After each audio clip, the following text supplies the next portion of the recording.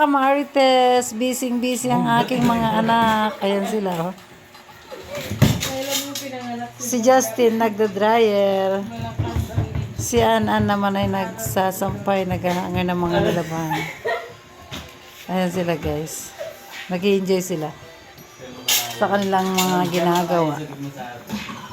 At ito naman yung dalawang busy sa pagsa-cellphone. Kasi yung anak ko na yun yung naglaba. Ayun siya, guys.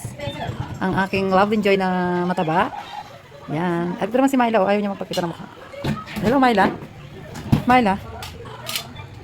Ayan. Ito ang kaganapan sa aming bahay. Nagtataka yung aking anak bakit daw marami siyang sinasampay. Marami talaga yan. Pero hindi ko na alam balik yung aking ano. Ba't naging ganyan siya, anak? Oh. Bakit naging ganon? May, tingnan mo nga. May. Ito lang, hindi siya nakaharap dyan. Tingnan mo, ba't naging ganyan siya? Justin, tingnan mo nga, anak. Tingnan nga. Paano ka, An? Nanalo ka.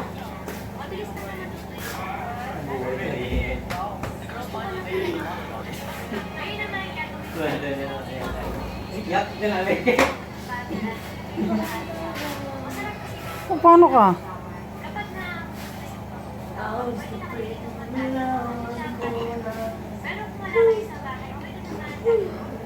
Marami pa silang dinadryer. Tambak ang pwesto ng ano, lagayan ng marumi at marami pa rin dinadryer nyo. Malili ko na ako. Paano ka, bunso? Yan, wala pa tayong ulam, guys. Si Justin walang ulam. So, wala nakakain siguro kasi kumain na kanina. Diba? Sarado mo naman yan. Wala tayong ulam.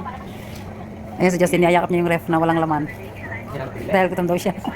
Wala kaming ulam, guys. Kumain na kayo kanina eh. Ayan, iniisip ni Justin yung ulam kasi walang laman yung ref. Tinignan niya.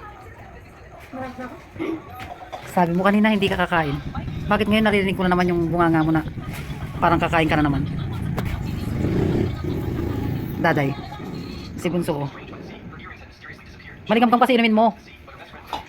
Maligam-gam na tubig. Maligam-gam nga. Lagyan mo ng ano sa thermos. Ayan.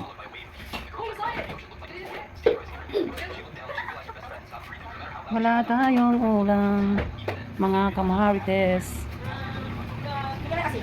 Hindi ah. Tingnan nyo naman yung binata ko, guys. Ang galing niya mag-dryer, oh. Todo piga pa yan, ah.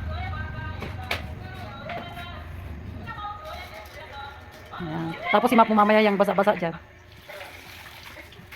Ito pa yung mga sinasampay nila sa may upuan.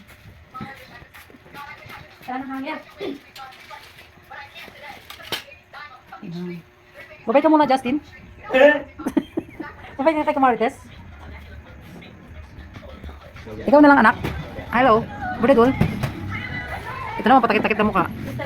Yan, babay muna mga Kamarites.